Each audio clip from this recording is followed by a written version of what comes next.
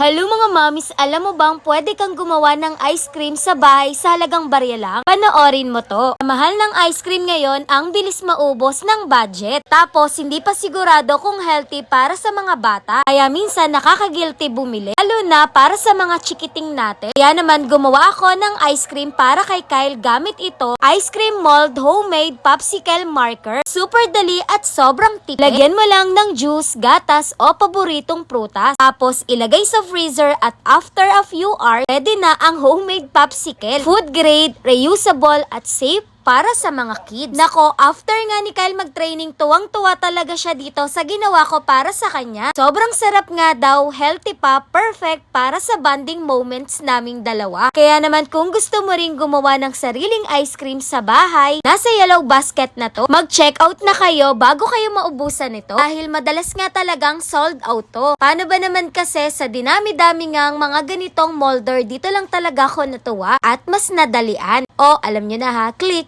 the yellow basket. Yun lang. Thanks for watching. Bye-bye.